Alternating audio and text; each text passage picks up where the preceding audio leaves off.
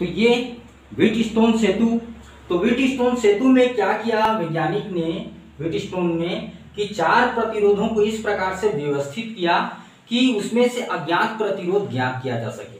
तो 4 प्रतिरोधों को चतुर्भुज के रूप में इस प्रकार से व्यवस्थित किया, मैं बता दे रहा हूं यहाँ पर। ये देखिए, पहले तो ये मान के चलिए जंक्शन है ए बी और सी और डी। अब यहाँ पर मिला देना है लाइन को, ये इस टाइप से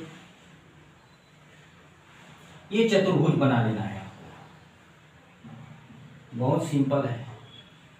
यहाँ पर चतुर्भुज जब बना लेंगे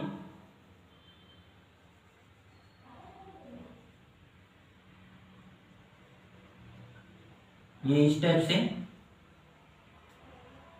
ये प्रतिरोध का निर्माण कर लेंगे, इसमें प्रतिरोध जोड़ देंगे, ये चतुर्भुज के ये संलग्न चतुर्भुज कहलाएंगे।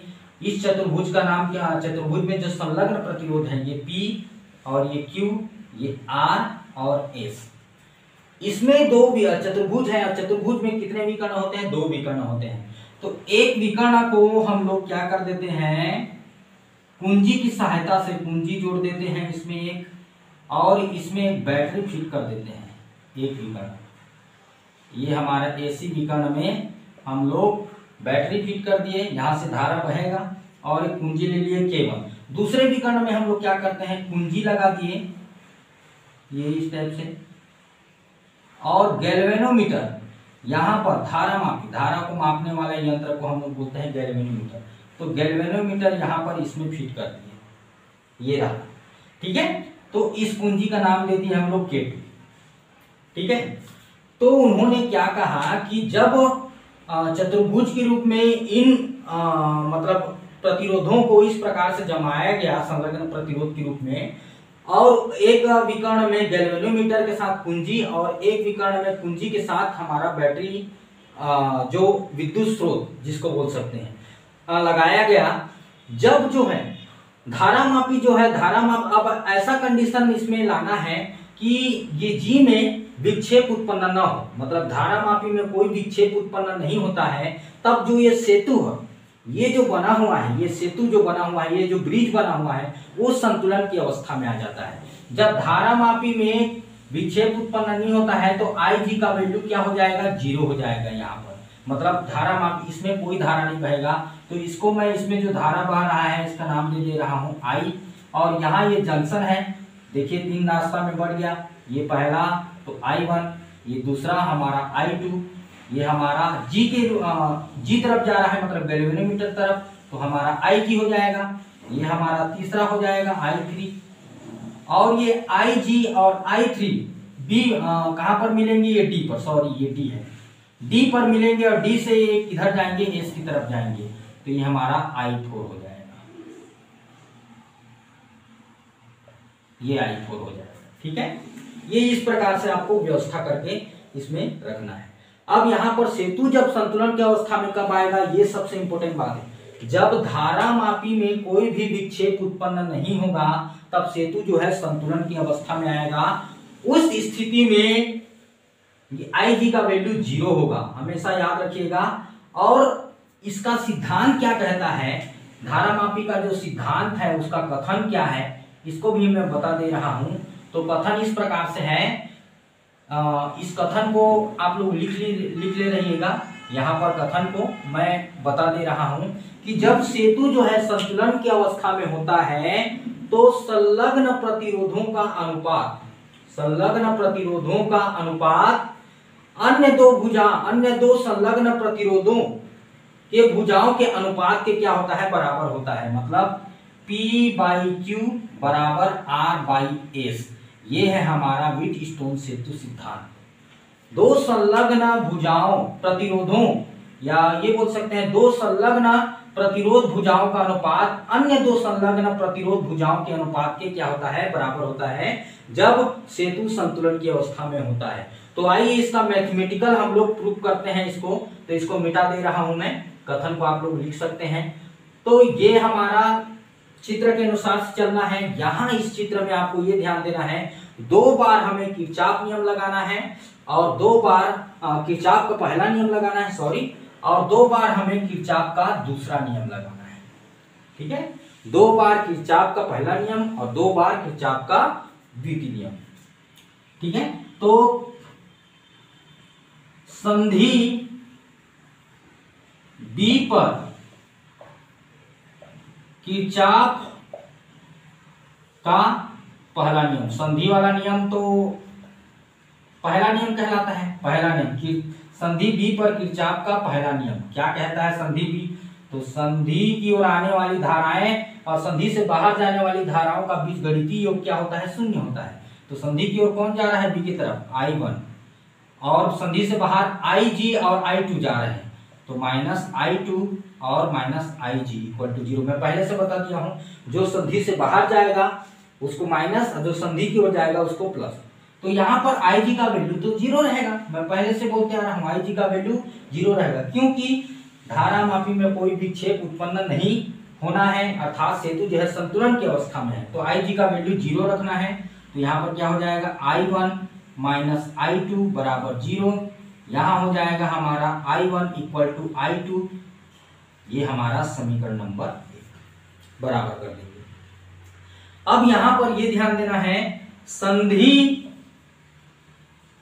D पर, ये संधि D पर किरचॉफ का पहला नियम लगा देना है। ये किरचॉफ का पहला नियम लगा देना है। तो संधि D की ओर आने वाली धाराएं कौन सी है? I3 है, और संधि ये IG भी आ रहा है, ये IG भी आ रहा है, तो आ रहा है इसलिए प्लस, और D से जा रहा है कौन? I4, तो माइनस, ये 0। अब ये देखिए, इसका मान हमेशा 0 हो जाएगा, आपको हर कंडीशन में इसको 0 रखना है। ये वाले व्हीटस्टोन सेतु सिद्धांत वाले मैथ्स में, ठीक है। तो I3 माइनस I4 बराबर 0, अर्थात I4 को उधर ट्रांसफर कर देंगे तो I4 हो जाएगा, I4 को ट्रांसफर कर देंगे तो ये बराबर हो जाएगा, ये हमारा समीकरण नंबर 2 हो जाएगा। ये देखिए, अब मैं 2 बार लगा चुका हूं, ये पहला और दूसरा, 2 बार किरचॉफ का नियम लगा चुका हूं, पहला नियम। अब किरचॉफ का दूसरा नियम 2 बार लगाना है, तो बंद जाल वाला नियम। तो यहां पर बंद जाल A B D A में, तो यहां पर बंद जाल वाला नियम क्या है? प्रतिरोधों और धाराओं का गुणनफल का बीजगणितीय योग। तो इसमें बहने वाली धारा क्या है? I1, इसका प्रतिरोध है P, ठीक है। हमारे डायरेक्शन में जो रहेगा, हमारी दिशा में, उसको प्लस, और हमारे विपरीत दिशा में जो रहेगा उसको माइनस। तो ये देखिए, A से B की ओर जा रहे हैं, फिर यहाँ IG, इसका प्रतिरोध है G, तो यहाँ पर IG और ये G, इसका प्रतिरोध, ये हमारे डायरेक्शन में है इसलिए प्लस, ठीक है। अब यहाँ पर D से हम लोग किधर जाएंगे? A की तरफ जाएंगे, तो ये जो I3 है उसका डायरेक्शन चेंज हो जाएगा, अपोजिट डायरेक्शन है, तो I3 और R ये हमारा 0 हो जाएगा। क्यों 0 क्यों होगा? यहाँ पर विद्युत वाहक बल नहीं है, A B C D A में कहीं पर भी बैटरी नहीं जुड़ा है, मतलब यहाँ पर विद्युत वाहक बल कहीं पर नहीं है, ठीक है ना। यहाँ पर बैटरी फिट नहीं है, इसलिए यहाँ पर हम लोग 0 लिखेंगे। और ये माइनस क्यों आया है? क्योंकि I3 जो है अपोजिट डायरेक्शन में। तो क्या बोला हूं मैं? IG का वैल्यू हमेशा 0 रखना है, ये 0 हो जाएगा। तो I1P माइनस I3R बराबर 0। यहाँ पर I1P बराबर I3R, ये समीकरण नंबर 3 हो जाएगा, ठीक है। माइनस वाले टर्म्स को उधर पक्षांतर कर दिए।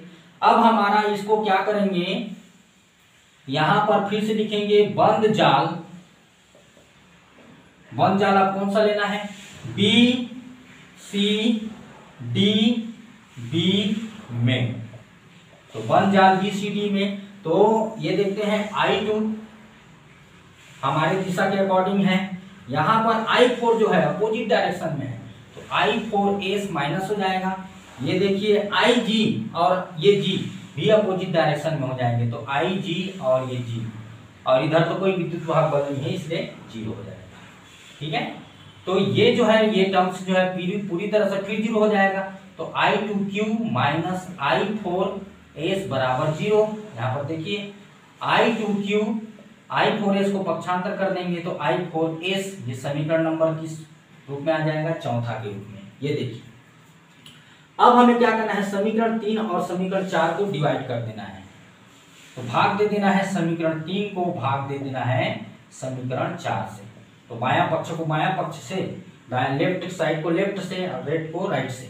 तो I1P, ये देखिए I1P, और ये क्या हो जाएगा I2Q, और ये I3R, और ये क्या हो जाएगा I4S। अब यहां हमें ये ध्यान देना है कि I1 और I2, तो यहां समीकरण 1 में देखते हैं, तो समीकरण 1 क्या है, देखिए I1 और I2 बराबर है, समीकरण 2 क्या है I3 और I4 बराबर है, मतलब ये दोनों आपस में बराबर है। तो ये दोनों आपस में बराबर है मतलब क्या हो जाएगा, ये दोनों कट गए, ठीक है, कट गए तो हमारे पास मान के चलिए इसको लिख देते हैं I1P, और I2 के जगह भी हम लोग 1 लिख सकते हैं, ये समीकरण 1 और समीकरण 2 से स्पष्ट है। IQ, यहाँ पर I3R और I4 के जगह भी 3 लिख सकते हैं। ये कहाँ से आया है, हमारा समीकरण 1 व 2 से, ठीक है। ये दोनों कट गए आपस में, हमारे पास बचा क्या P/Q = R/S। ये देखिए, ये जो समीकरण नंबर 5 आया है, यही 5 क्या है हमारा व्हीटस्टोन सेतु सिद्धांत का गणितीय व्यंजक है, गणितीय व्यंजक है। इसी को हम लोग को निकालना था। तो जब सेतु जो है संतुलन की अवस्था में रहता है, दो संलग्न भुजाओं का अनुपात प्रतिरोध, दो संलग्न प्रतिरोध वाली भुजाओं का अनुपात अन्य दो संलग्न प्रतिरोध वाली भुजाओं के अनुपात के क्या होता है, बराबर होता है।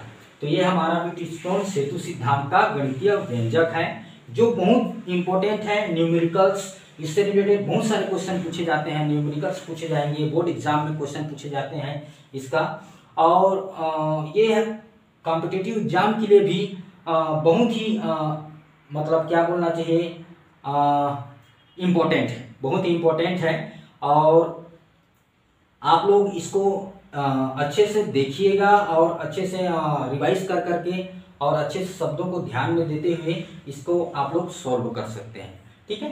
तो यदि मेरा वीडियो आप लोग को अच्छा लगता है तो मेरे चैनल को आगे बढ़ाने के लिए आप लोग शेयर करेंगे, शेयर कर दीजिएगा और लाइक कर सकते हैं और सब्सक्राइब कर सकते हैं, ठीक है। Thank you.